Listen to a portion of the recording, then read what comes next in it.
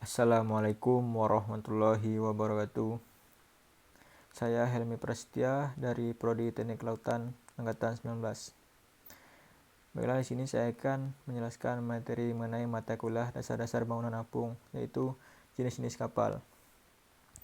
Jenis kapal yang pertama itu terdiri dari alat penggerak, terdiri dari layar, paddle wheel, jet propulsion, propeller atau baling-baling. Kemudian berdasarkan bahan, itu kayu, fiberglass, ferrosemen, dan baja.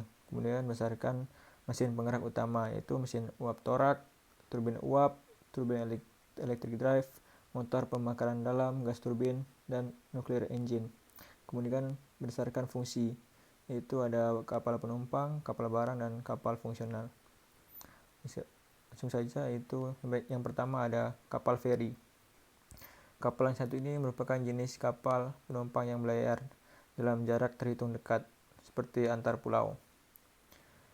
Penggunaan kapal feri sendiri cukup berperan di Indonesia.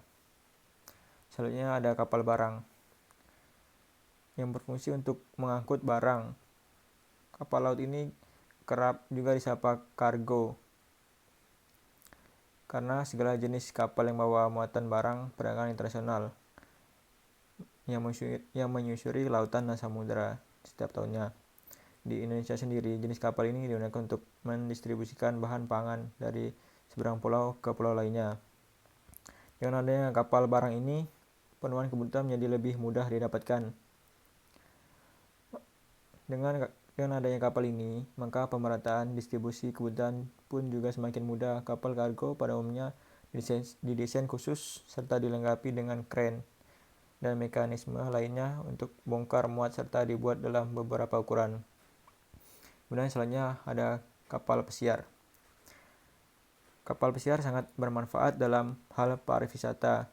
Jenis kapal ini membantu penumpangnya untuk lebih mudah menikmati keindahan suasana laut dengan menyediakan fasilitas seperti hotel berbintang sebagai pendukungnya.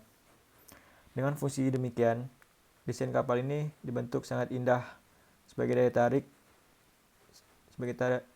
tariknya.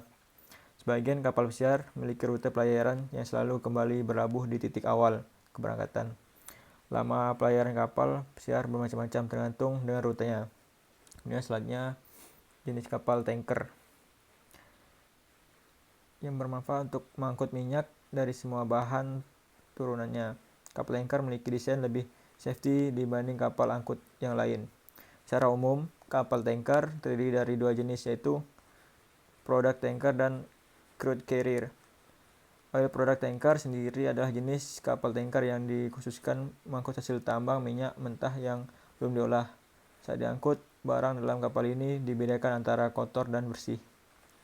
Kemudian selanjutnya ada kapal derek. Kapal derek memiliki fungsi mengangkat barang berat. Dengan kemampuan tersebut, jenis kapal tersebut bisa digunakan membantu konstruksi proyek lepas pantai. Keunggulan kapal derek ini yaitu mampu mengangkat beban dari beratus hingga ribuan ton. Selanjutnya ada kapal angkatan laut. Kapal jenis ini adalah kapal yang dikhususkan untuk tugas militer dari angkatan laut. Sebagai kapal resmi negara, kapal angkatan laut memiliki keistimewaan tersendiri. Setiap kapal angkatan laut dipesangi bendera kebangsaan sebagai bentuk identitas.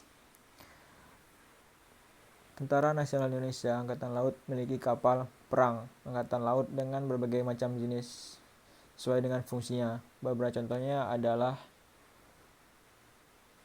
kapal perang jenis fregat, kapal cepat rudal, dan kapal patroli. Selanjutnya ada kapal tongkang. Kapal tongkang atau yang biasa disebut juga dengan ponton merupakan jenis kapal pengangkut barang yang bentuknya seperti kotak besar terapung. Kapal ini berfungsi untuk mengangkut kargo yang bermuatan barang-barang. Sebelumnya jenis kapal ini juga sering digunakan untuk alat transportasi atau pengangkut mobil penyeberangan pada daerah yang belum memiliki jembatan. Kapal ini biasanya kita lihat bisa juga mengangkut bahan batu bara. Baiklah, sekian itu saja yang dapat saya sampaikan. Kurang lebihnya saya mohon maaf. Wabillahi taufiq wal hidayah. Wassalamualaikum warahmatullahi wabarakatuh.